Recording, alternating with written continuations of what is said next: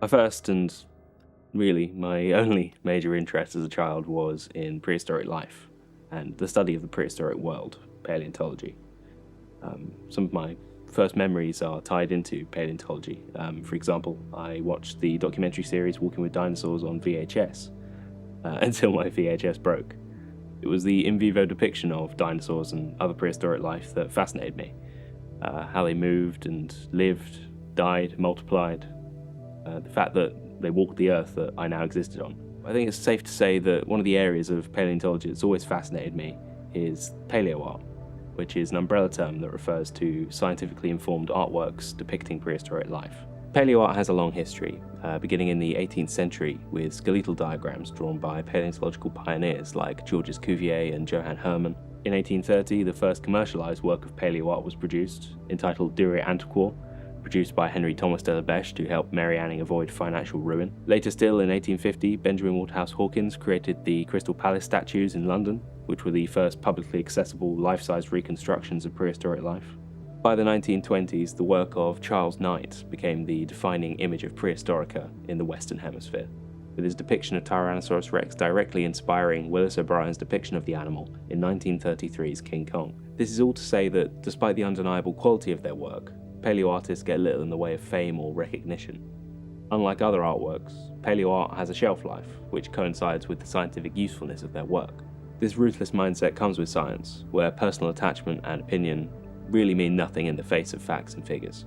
The classical works of paleoart should be appreciated for their atmosphere and their beauty and technical excellence, and for the impact that each of these artists made on the field. In my mind, there's no artist more deserving of this recognition than Zdeněk Burian. Burian was perhaps the first artist to truly depict the prehistoric world immersed in reality, expressing both the beauty and brutality of the unrelenting ancient world. His output too was staggering, far exceeding that of his peers, producing hundreds of prehistoric artworks in his lifetime. But what made Burian one of the best in his field? What did his life look like? And, perhaps most importantly, why is he so poorly known today? To answer these questions, we must cast ourselves back to the past, looking at his life and art, and his visions of the prehistoric world.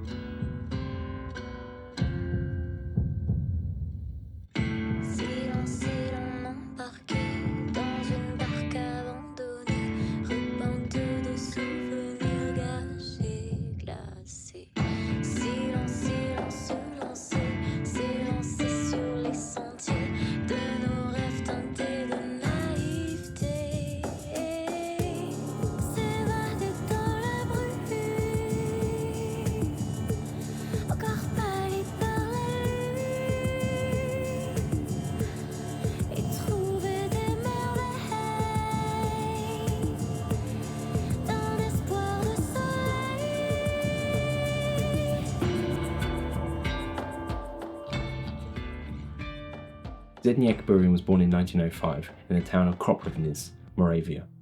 He came from a tumultuous household, his father and mother frequently engaging in violent arguments. Recalling this time of his life, Burian spoke of one particularly bitter incident where his mother fired a handgun at his father. Young Burian took interest in prehistory, playing around a Neolithic cave close to his home, where the remains of a Neanderthal settlement were discovered. Burian would imagine their lives in grim detail. I saw their staring, always hungry eyes and other pairs of green eyes shining in the dark winter night. At age 14, his mother took him to apply to the Academy of Fine Arts in Prague. Burian started as an exemplary student, moving on to the second year of coursework just a matter of months into his studies. A year later, Burian dropped out of the academy, convinced he had nothing left to learn. His father was somewhat understandably furious, and cut Burian off financially. Burian found himself destitute in the city of Prague at age 15, and sought out work as an illustrator, funding this habit with laborious manual work. Burian began spending long periods outside the city on frequent camping trips, perhaps looking to immerse himself in the romance and beauty of the countryside, as he did in his youth. Burian also began tramping, spending 4 months travelling with a band of nomads he met on the border between Slovakia and Hungary. It was perhaps this connection to the natural world that drove Burian to paint the fantastical and faraway places he became known for. Somewhat predictably during this period, Burian struggled to afford food. On one occasion, during the summer of 1924, Burian fainted from hunger in the street, being helped by a woman named Františka Ludova. This chance meeting proved fateful, as the two began seeing each other, later marrying in 1927. In May of that same year, their family grew, with the arrival of their daughter Eva. With a family to support, Burian rose to become Czechoslovakia's foremost adventure novel illustrator, his work appearing in translated issues of Rudyard Kipling, Jules Verne and Jack London novels, among others. Burian's vivid imagination, combined with his penchant for detail, earned him many additional commissions, including his first of prehistoric life. It was this work which first allegedly caught Czechoslovakian paleontologist Josef Augusta's eye. Augusta is perhaps the most prolific paleontologist from Czechoslovakia, having authored over 120 publications. This would indeed be a turning point in both men's lives, though not for immediately obvious reasons.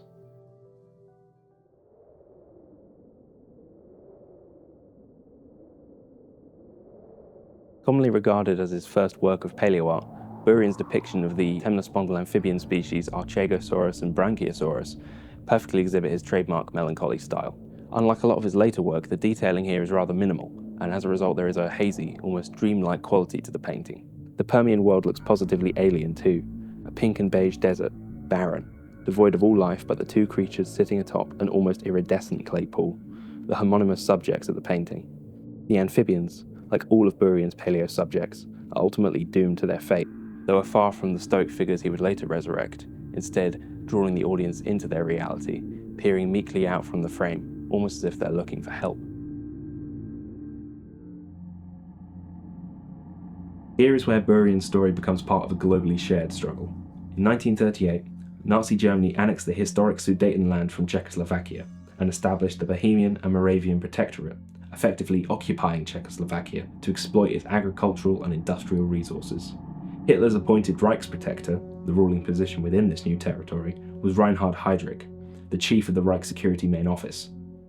Any attempt to express the sheer cruelty and merciless violence committed by Heydrich during this time falls short of the bleak reality of his crimes. Suffice to say, he earned his nickname, the Butcher of Prague. During this time, the Czech population was subjected to inhuman treatment. Czech culture was suppressed by Nazi rule, and thousands of Czechs were arrested, either being sent to the Mauthausen concentration camp or simply being executed. After the success of Operation Anthropoid, a Czech resistance effort to execute Reinhard Heydrich, the SS conducted brutal reprisals, destroying villages and executing their inhabitants suspected of harbouring the resistance agents, though this was excusatory, simply giving reason for the indiscriminate murder of Czech civilians. While Burian and Augusta avoided harm whilst in the suffocating grasp of the fascist occupation, their first collaborative works, entitled The Wonders of the Prehistoric World, were suppressed, continuing through to the end of the Second World War in 1945.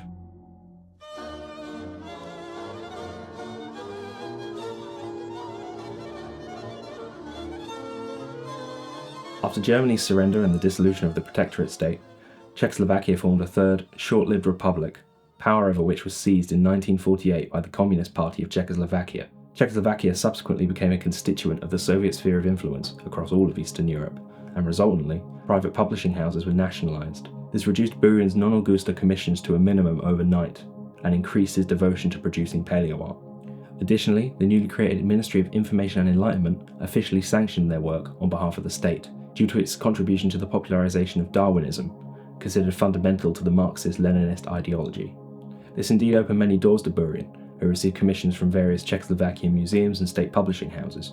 His collaboration with Augusta was crystallised in the form of a 6-volume book series, beginning with 1956's Prehistoric Animals, largely considered one of the most influential works on paleontology released in the 20th century.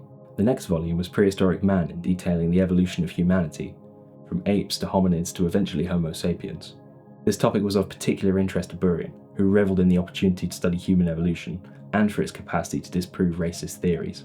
It's also been suggested by Lacaze that his nomadic period directly influenced his hominid artworks, leading to the frequent depiction of community and group behaviours.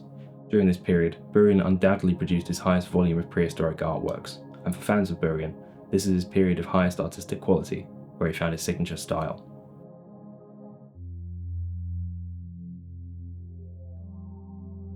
Burian's 1955 painting of Stenotirigius, a species of ichthyosaur, remains one of my personal favourites. Set against a melancholy Jurassic coastline, Burian renders Stenotirigius as almost textureless, sleek, reminiscent of a dolphin.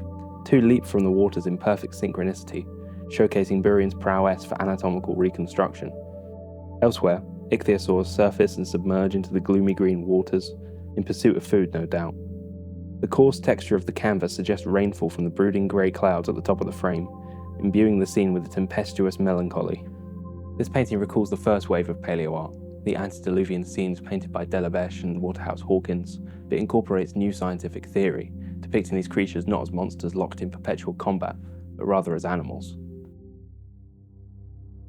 Burian never hung himself on any particular artistic movement, his signature style combining painterly, dreamlike aesthetics with pure, melancholic existentialism. He became associated with recurring visual motifs, the most prevalent of which being the lonely, dying individuals, such as his painting of Iguanodon bernasartensis or the mammoth from the Mammoth Traps. Burian considered death as a moment of extreme intimacy and depicted it free of all sensationalism. Burian is known for his painstaking detailing too, in both flora and fauna. It is his depiction of flora from which he stands out from his contemporaries, who viewed it as a purely secondary, decorative element to accompany the depiction of animals. Burian conducted a great deal of research into the types of flora that could have existed during the time periods he reconstructed, unlike the ubiquitous palms and pines which occupy the scapes of most classical era paleoart, and in some cases, he centralised plant life as the most important element of his scenes, for example, in the Black Coal Forest or Meganura. Burian's aptitude for animal anatomy is prevalent through his art.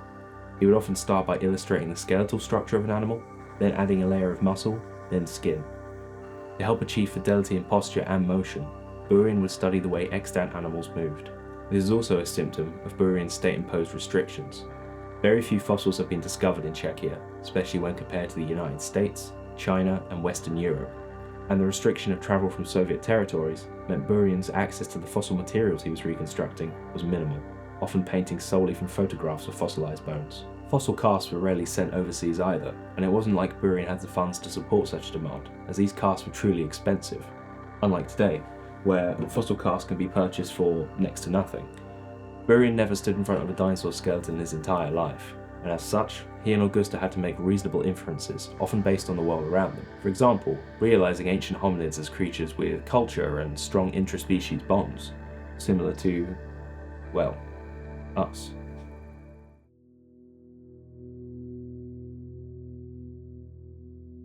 Of Burian's paleoanthropological pieces, the Krapina cave cannibals are perhaps the most famous. Like all of his hominid depictions, a real sense of community is depicted here, Neanderthals squatting in a cave together, huddled around a fire, talking together, eating, sleeping, men, women, and children alike. This sense of tranquility is shattered when we see what they are eating. The partially dismembered body of another Neanderthal, just visible beyond the ash and the flame of the fire pit. How the Neanderthal came to this end, we don't know, but the casual brutality of the scene conjures an unpleasant suggestion. The tribe go about dismembering the corpse, hungrily devouring his flesh and fashioning tools from broken bones, a shred of bright red flesh dangling from a femur as one Neanderthal hammers at it with a blunt stone. Burian draws connection between ancient hominid society and that of modern humans by placing us at eye level with the cannibals. As Lacaz states, this forces us into this alarming episode, confronting our relatives face to face and turning an introspective eye towards our own anthropocentric tendencies. In 1955, Karel Zeman's cult classic Journey to the Beginning of Time was released, a Czech adventure film which follows a group of kids travelling down a river which takes them through various prehistoric eras. While an excellent piece of entertainment, the film is notable for its appropriation of Burian's prehistoric designs in the form of stop-motion animation. While Burian wasn't directly involved in the film, Augusta acted as the lead scientific consultant, and Zeman himself quoted Burian as being his biggest influence. A new prehistoric volume of Augusta Burian was published every year up until The Age of Monsters in 1966. Over this 28-year period, Burian had produced a veritable prehistoric menagerie, from Cambrian seas to Permian mesas, to great bloated dinosaurs such as Brachiosaurus and Iguanodon, commanding pride of place. Burian's appetite for work was far from satiated, however, and he and Augusta began working on a new book, The History of the Forests, focused solely on paleobotany. However, the work would never be completed, as Joseph Augusta would pass away in 1968. His death preceded the canonical end of the classical paleoart period by just 1 year, when a single, published discovery would mark the beginning of what became known as the dinosaur renaissance.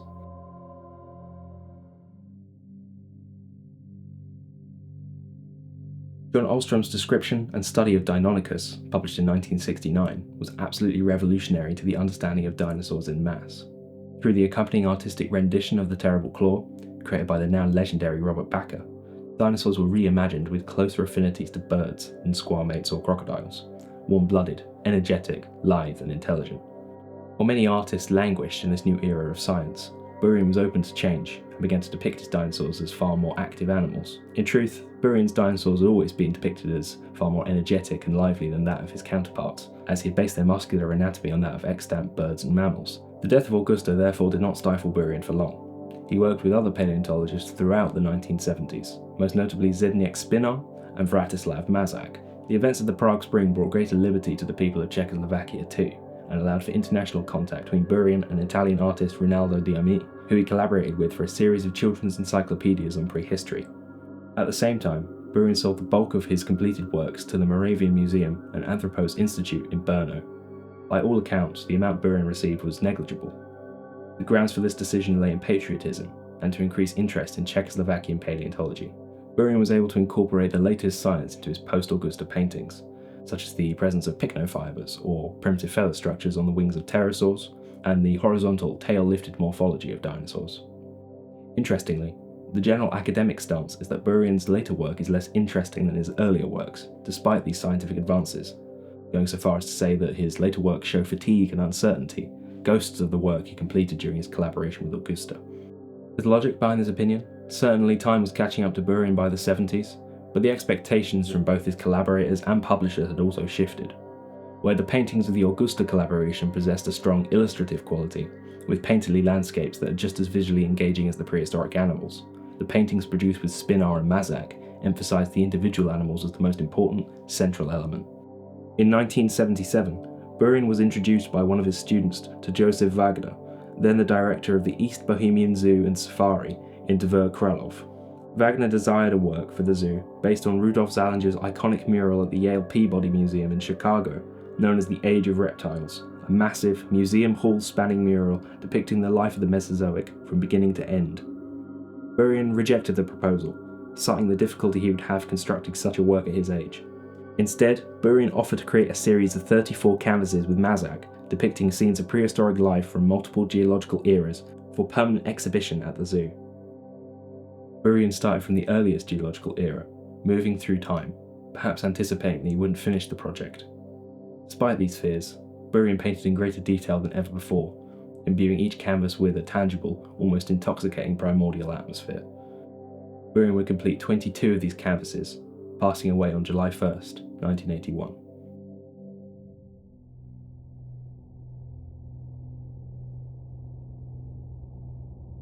This painting, Tyrannosaurus rex attacking Trachodon and Ectons, was the first collaborative work between Augusta and Burian, completed in 1938. While Tyrannosaurus clearly plays a superstar role here, centrally framed and rippling with hunger and ferocity, the Trachodon, now Edmontosaurus, are rendered far more finely, with beautiful scale detail. It's almost as if the T-Rex is blurred by motion, while the Trachodon are tranquil and slow to react. An excellent work by Burian, for many one of his finest, blending his signature gouache technique with exquisite scale detailing, where Burian literally scraped paint from the canvas to expose the underlying texture. Across his work, Burian's turkey-headed Tyrannosaurus is a recurring figure, such is the popularity of the Tyrant Lizard King. Though with time and new discoveries, Burian adapts both his design and characterization. In this subsequent painting, Tyrannosaurus rex and Triceratops horridus, Burian reconstructs this pair of Tyrannosaurus as less menacing, ferocious creatures, almost curiously investigating the Triceratops corpse. Burian's design is updated too, with increased amounts of soft facial tissue, though the skull is proportionally too small. Burian's final Tyrannosaurus corrects this mistake. Burian's third Rex sports a far larger skull than its predecessors, closer to that of recovered fossil materials. Of Burian's last artworks, this remains one of my favourites. It certainly goes against the adage that his later works were embarrassing when compared to his earlier ones, and if anything, shows that Burian was still striving for scientific accuracy as he approached his death, not content to rest on his laurels.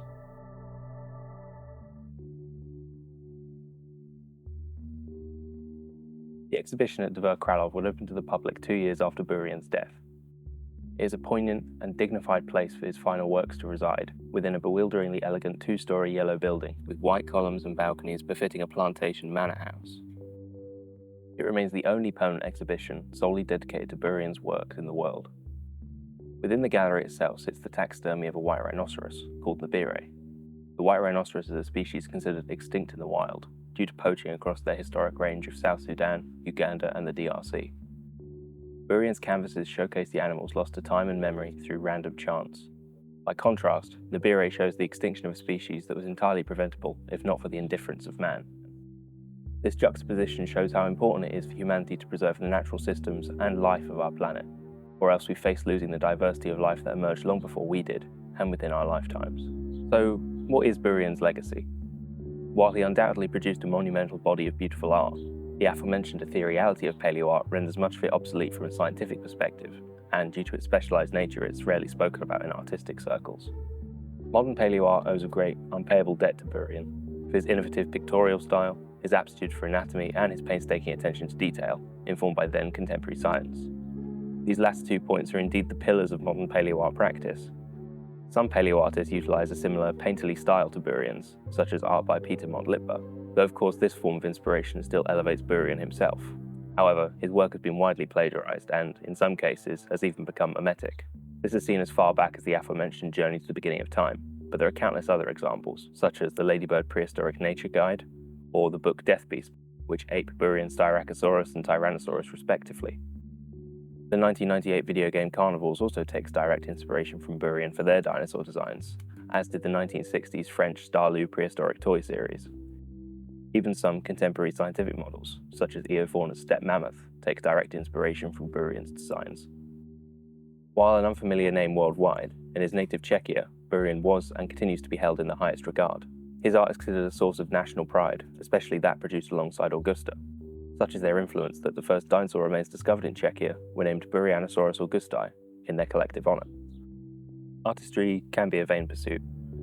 It's debatable whether the same is true for paleoart, given the largely anonymous nature of paleoartists' acclaim. But nonetheless, I don't believe that Burian was a vain man, or that he desired widespread recognition or fame. Burian saw his paleoart as a socially significant medium, a platform to spread awareness of science and cultivate the desire to study science topics. While Burian undoubtedly deserves acclaim for his artistic prowess, he perhaps deserves it even more so for this mindset. Perhaps the kid who used to play in the prehistoric caves of Moravia never disappeared, and, inspired by visions of a prehistoric past far from reach, and the weird and wonderful animals that lived and died within it, strove to resurrect that vision for all to see. It's a very Burian way of looking at his legacy, and that's all I really have to say about it.